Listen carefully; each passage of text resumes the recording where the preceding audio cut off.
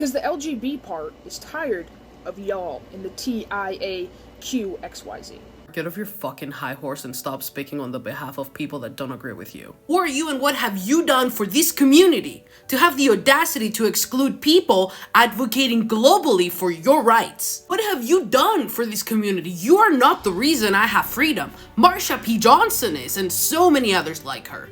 And whether you like it or not, a lot of transgender people fought, fell, and advocated so that you can have the right to make shitty ass videos today, voicing your opinion as a lesbian, because there was a time when your opinion as a lesbian was not welcomed, to have them excluded from this community. How about you think about that for a second? I'm gonna keep my gloves on for the rest of the video, and this is your invitation to join me at a live public debate. Because your rhetoric is highly divisive and comes from a very uneducated standpoint, which doesn't really surprise me because the right tends to be highly socioculturally uneducated. At the end of the day, the T has always been interconnected with the L, the G, and the B.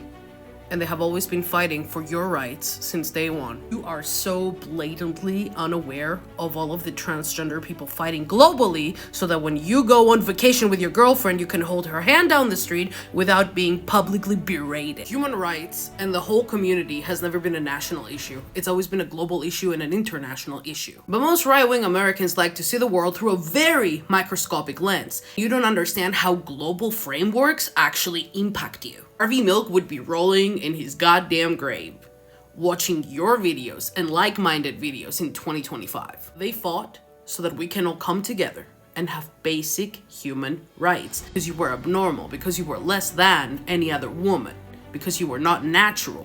And now in 2025, you and like-minded people have so much privilege that you come flip the tables against the people that would advocate for you. And for what? For what? Because about 2015, we got marriage rights. That was all we needed. That is all we needed for equality. People were dancing in the streets. We were excited. That is all we needed, folks. The ability to get married and all of our other problems went away. And here I thought we needed anti-discrimination laws, inclusive healthcare rights, parental and family rights, religious freedom laws, such as those allowing businesses to deny services to LGBT plus individuals, protection for LGBT plus youth in schools, protection for LGBT plus individuals in the army. But no, all of our problems went away because now some people can choose to get married. That is all we needed, everybody. That was it. We should have stopped there. We should have stopped there. And no one gave a shit about us. It's only been about the last 5 years that people have given a giant shit about us, and homophobia is on the rise. Fucking privilege, propaganda, and misinformation. It's only been in the past 5 years that homophobia has been on the rise. Really, darling. Really. Funnily enough, the FBI has been collecting hate crime evidence since 1990. So where are your statistics coming from, and what are we gonna compare these to? The 80s? When the police was actively and systemically bashing on LGBT plus people? Let's go a bit further back. Let's go back to the 40s. Do you know where the gays were during World War II? Do you know where the gays were placed during World War II?